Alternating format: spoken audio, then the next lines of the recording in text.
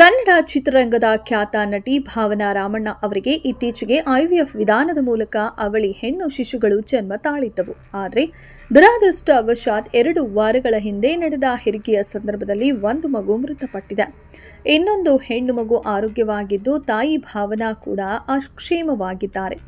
ಅಷ್ಟಕ್ಕೂ ಏನಾಯಿತು ಅಂತ ಹೇಳೋದಾದ್ರೆ, ವೈದ್ಯರ ಮಾಹಿತಿಯ ಪ್ರಕಾರ ಭಾವನಾ ರಾಮಣ್ಣ ಗರ್ಭಾವಸ್ಥೆಯ 7ನೇ ತಿಂಗಳಿನಲ್ಲಿ ಒಂದು ಶಿಶುವಿನ ಆರೋಗ್ಯದಲ್ಲಿ ಸಮಸ್ಯೆ ಕಾಣಿಸಿಕೊಂಡಿತ್ತು.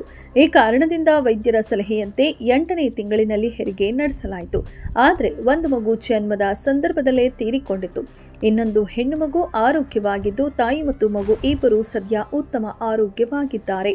ಹೆರಿಗೆಗೂ ಮುನ್ನ ಭಾವನಾ ರಾಮಣ್ಣ ಅವರ ಮನೆಯಲ್ಲಿ ಅದ್ಧೂರಿಯಾಗಿ ಸೀಮಂತ ಶಾಸ್ತ್ರ ಕೂಡ ನಡೆದಿತ್ತು. ಈ ಸಮಾರಂಭವು ಅವರ ಕುಟುಂಬ ಮತ್ತು ಅಭಿಮಾನಿಗಳಿಗೆ ಸಂತಸ ತಂದಿತ್ತಾದರೂ ಒಂದು ಮಗುವಿನ ನಿಧನದ ಸುದ್ದಿಯು ಎಲ್ಲರಿಗೂ ಆಘಾತವನ್ನ ಉಂಟು ಮಾಡಿದೆ. ಇದೆಷ್ಟು ಈ ಹೊತ್ತಿನ ಸುದ್ದಿ. ಮತ್ತಷ್ಟು ಸುದ್ದಿಗಳಿಗಾಗಿ ನೋಡ್ತಾ ಇರಿ ಸಿರಿ ಟಿವಿ.